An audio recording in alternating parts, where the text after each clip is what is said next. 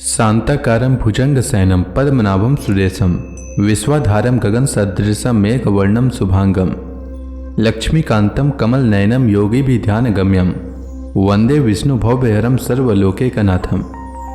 मंगलम भगवान विष्णु मंगलम गरुणध्वज मंगलम पुंडरीकाक्ष मंगलाय तनोहरि। ओम नमो भगवते वासुदेवाय। आज का दिन आप सभी के लिए मंगलमय हो। आइए सुनते हैं चैत्र मास कथा का 19वां अध्याय। श्री सुखदेव जी आगे कहते हैं, राजन, भद्राश्व वर्ष में धर्मपुत्र भद्रश्रवा और उनके मुख्य सेवक भगवान वासुदेव की है ग्रीव संज्ञक धर्ममय प्रिय मूर्ति को अत्यंत समाधि निष्ठा के द्वारा हृदय में स्थापित कर इस मंत्र का जप करते हुए इस प्रकार स्तुति करते हैं। भद्रश्रवा और उनके सेवक कहते हैं, चित्त को विशुद्ध करने वाले ओमकार स्वरूप भगवान धर्म को नमस्कार है।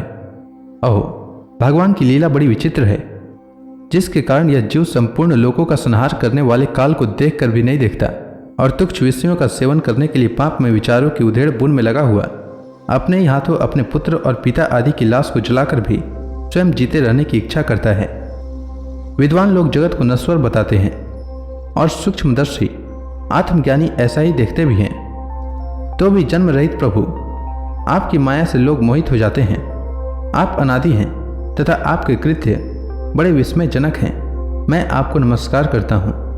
परमात्मन, आप अकर्ता और माया के आवरण से रहित हैं, तो भी जगत की उत्पत्ति, स्थिति और प्रलय ये आपके ही कर्म माने गए हैं। सो ठीक ही है, इसमें कोई आश्चर्य की बात नहीं है, क्योंकि सर्वात्म रूप से आप ही संपूर्ण कार्यों के कारण हैं और अपने शुद्ध स्वरूप में इस कार्य कारण भाव से सर्वथा अतीत हैं।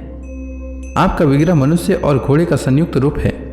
प्रलय काल में जब तमः प्रधान दैत्यगण वेदों को चुरा ले गए थे, तब ब्रह्मा जी की प्रार्थना करने पर आपने उन्हें रसातल से ला कर दिया। ऐसे अमोघ लीला करने वाले सत्य संकल्प आपको मैं नमस्कार करता हूँ। हरिवर्ष खंड में भगवान निश्चय रूप से रहते हैं। उन्होंने यह रूप जिस कारण से धारण किया था उसका आगे वर्णन किया जाएगा। भगवान के उस प्रिय रूप की महाभागवत प्रहलाद जी उस वर्ष के अन्य पुरुषों के सहित निष्काम एवं अनन्य भक्ति भाव से उपासना करते हैं।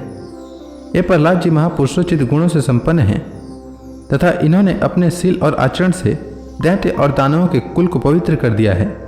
वे इस मंत्र तथा स्तोत्र का जप पाठ करते हैं।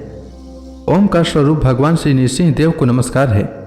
आप अग्नि आदि तेजों के भी तेज हैं, आपको नमस्कार है। हे वज्रनख, आप हमारे समीप प्रकट होइए, हमारी कर्म वासनाओं को जला डालिए, हमारे अज्ञान रूप अंधकार को नष्ट कीजिए, हमारे अंतःकरण में अभय दान देते हुए प्रकाशित होइए। हे नाथ, विश्व का कल्याण हो, दुष्टों की बुद्धि शुद्ध हो, सब प्राणियों में परस्पर सद्भावना हो, सभी एक दूसरे का हित चिंतन करें, हमारा मन शुभ मार्ग में प्रवृत्त हो और हम सबकी बुद्धि निष्काम भाव से भगवान श्रीहरि में प्रवेश करे। प्रभु, घर, स्त्री, पुत्र, धन और भाई बंधुओं में हमारी आसक्ति न हो। यदि हो तो केवल भगवान के प्रेमी भक्तों में ही, जो समय पुरुष केवल शरीर निर्वाह के योग्य अनादि से संतुष्ट रहता है। उसे जितनी शीघ्र सिद्धि प्राप्त होती है, वैसी इंद्रिय लोलुप पुरुषों को नहीं होती। उन भगवत भक्तों के संग से भगवान के तीर्थ तुल्य पवित्र चरित्र सुनने को मिलते हैं, जो उनकी असाधारण शक्ति एवं प्रभाव के सूचक होते हैं। उनका बार बार सेवन करने वालों के कानों के रास्ते से भगवान हृदय में प्रवेश कर जाते हैं और उनके सभी प्रकार के दैहिक और मानसिक मलों को नष्ट कर देते हैं। फिर भला उन भगवत भक्तों का संग कौन न करना चाहेगा। जिस पुरुष की भगवान में निष्काम भक्ति है, उसके हृदय में समस्त देवता धर्म ज्ञान आदि संपूर्ण सद्गुणों के सहित सदा निवास करते हैं। किंतु जो भगवान का भक्त नहीं है, उसमें महापुरुषों के वे गुण आ ही कहाँ से सकते हैं। वह तो तरह तरह के संकल्प करके निरंतर तुच्छ बाहरी विषयों की ओर ही दौड़ता रहता है। जैसे मछलियों को जल अत्यंत प्रिय उनके जीवन का आधार होता है, उसी प्रकार साक्षात श्रीहरि ही समस्त देहधारियों के प्रियतम आत्मा हैं। उन्हें त्याग कर यदि कोई महत्वाभिमानी पुरुष घर में आसक्त रहता है, तो उस दशा में स्त्री पुरुषों का बड़प्पन केवल आयु को लेकर ही माना जाता है, गुण की दृष्टि से नहीं। अतः असुरगण, तुम तृष्णा, राग, विषाद, क्रोध, अभिमान, इच्छा, भय, दीनता और मानसिक संताप के मूल तथा जन्म मरण रूप संसार चक्र का वहन करने वाले गृह आदि को त्याग कर भगवान नृसिंह के निर्भय चरण कमलों का आश्रय लो। हिरण्मय वर्ष में भगवान कच्छप रूप धारण करते रहते हैं। वहाँ के निवासियों के सहित पितृराज अयरमा भगवान की उस प्रियतम मूर्ति की उपासना करते हैं और इस मंत्र को निरंतर जपते हुए स्तुति करते हैं, जो संपूर्ण सत्व गुण से युक्त हैं, जल में विचरते रहने के कारण, जिनके स्थान का कोई निश्चय नहीं है तथा जो काल की मर्यादा के बाहर हैं, उन ओमकार स्वरूप सर्वव्यापक सर्वाधार भगवान कच्छप को बार बार नमस्कार है।